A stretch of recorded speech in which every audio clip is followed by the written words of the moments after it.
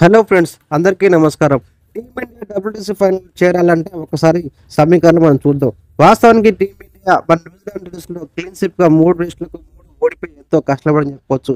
అయితే మొన్నటి 1 మంత్ క్రితం నెంబర్ 1 పొజిషన్లో ఉన్న టీమిండియా ఒక్కసారిగా నెంబర్ 2లోకి రావడం, అది కూడా ఘోరంగా పాడడం పట్ల ఇప్పుడు అభిమానులు తీసుకునిపోతున్నారు.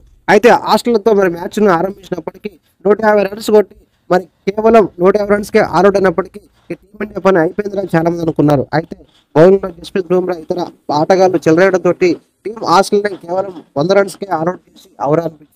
ఇక ఈ క్రమంలో టీమిండియా ఎలాగైనా కూడా పట్టు సాధించాలని అనుకున్న వేళ జస్ప్రీత్ అదేవిధంగా కేఎల్ ఇద్దరు కూడా బ్యాటింగ్తో సమన్వయంగా ఆడడంతో వీళ్ళిద్దరూ సుమారుగా 200 పైన స్కోరు మరి భాగ్యసాన్ని నిర్మించడంతో టీమిండియా పటిష్టమైన స్థితిలో మరి మంచి స్కోర్ని నిర్మించింది. ఇంకా 500 పైన మరి స్కోర్ను చేజింగ్ ఆరంభించిన ఆస్ట్రేలియా కేవలం మరి 295 రన్స్ భారీ తేడాతో ఓడిపోవడంతో ఒక్కసారిగా టీమిండియాకు రన్.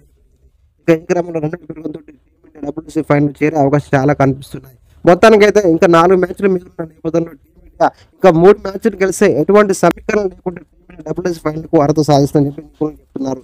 వాస్తవానికి టీమిండియా ఇంకో 2 మ్యాచ్లు గెలిచినా కూడా ఇతర మ్యాచ్ల రన్ రేట్ మీద ఆధారపడాల్సి ఉంటుంది. అయితే ఏదేమైనా కూడా టీమిండియా కోరుకుంటే 4 మ్యాచ్ల నేపథ్యంలో ప్రస్తుతం ఒత్తిడి ఉండదు. ఫస్ట్ మ్యాచ్ గెలిచి మంచి ఊపి ఉంది కాబట్టి అయితే ఎలాగైనా కూడా టీమిండియా మరి ఇంకా కనీసం కమ్సే కమ్ 2 మ్యాచ్లు కూడా గెలవాలని చెప్పి అభిమానులు కోరుకుంటున్నారు. మరి ఆ కోరిక మనకు టీమిండియా గెలిచి తప్పకుండా డబ్ల్యూటీసీ వరుసగా 3సారి అడుగు పెట్టాలని చెప్పి అభిమానులు కోరుకుంటున్నారు. ముఖ్యంగా రోహిత్ శర్మ కూడా నెక్స్ట్ మ్యాచ్ ఉన్న నేపథ్యంలో ఎలాగైనా కూడా తన బ్యాట్తో తప్పకుండా సాధ్యం చెప్పి అభిమానులు కోరుకుంటున్నారు. ఫ్రెండ్స్, మరి మనం కూడా కోరుకుందాం.